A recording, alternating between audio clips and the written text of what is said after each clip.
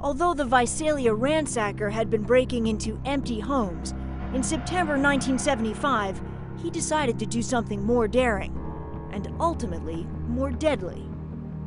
Roughly 10 miles away from where D'Angelo was working, 16-year-old Elizabeth Snelling was living in Visalia with her two brothers and parents, Arlene and Claude.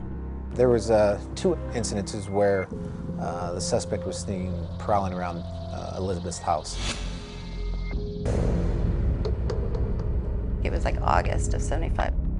My boyfriend and I were in my bedroom watching TV, and I just said, what if that guy is out there right now just watching us? And I just opened the curtains really fast, and there he was, just staring at me. And he looked in shock, and I was in shock and started screaming, and then my boyfriend and then my dad came out, and they both tried to chase him down. It just seemed more creepy than anything. I didn't think anything would come of that. I wasn't worried. But she should have been. A month later, Beth's life would be changed forever. It was about 2 in the morning. I woke up to a man laying on top of me with a ski mask on. And I was very groggy at first, and I was thinking that it was maybe one of my younger brothers. Then when I heard his voice, it was kind of this low, whispery growl.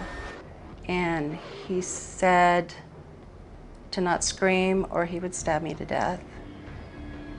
And he said I was coming with him. That's when I saw the gun. He led me out of the house, and he told me to shut up or he would kill me. And that's when I looked in the house and I saw my dad had come through the kitchen.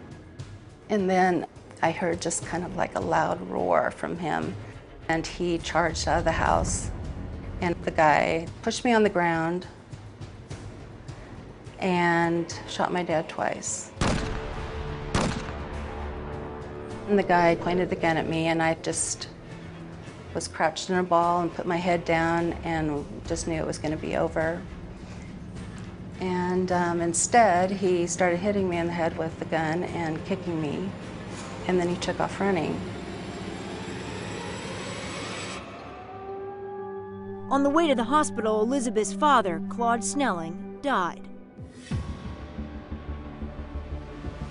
According to police, the culprit had taken the long leap from ransacker to murderer. We had a psychiatrist help us on this case and made a profile. He said, since he touched Beth Snelling, you better get him because he's going to graduate. He's going to get tired of doing these burglaries, and he's going to move on to bigger and badder things. The burglaries continued.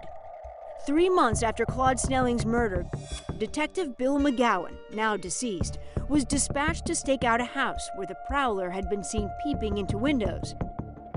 His son Brett told me what happened that night.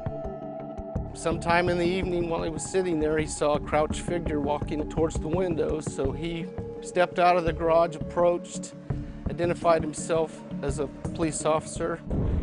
The guy removed his mask, started screaming.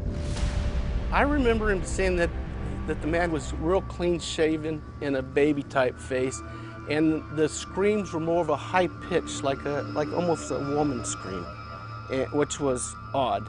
So did he say anything? I think it was, oh my God, you know, oh my God, that kind of stuff. So he acted kind of afraid. Oh yeah, he acted like he was really afraid. The suspect drew a gun and shot Officer McGowan's flashlight. And the particles and some of the glass in the metal here entered his eyeball. McGowan recovered from his injuries, but by then the ransacker was nowhere to be found.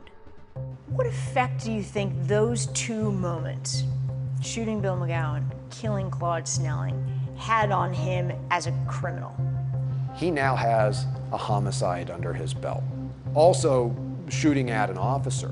He's got to recognize, uh-oh, you know, I've kind of stepped in it with this because more resources are going to be out there looking for me. This may be why, after Detective McGowan's shooting, the ransacker vanished just as suddenly as he appeared. After all this time of intense police stakeouts and everything else, we never had another prowler call. We never had another sighting. I mean, he disappeared.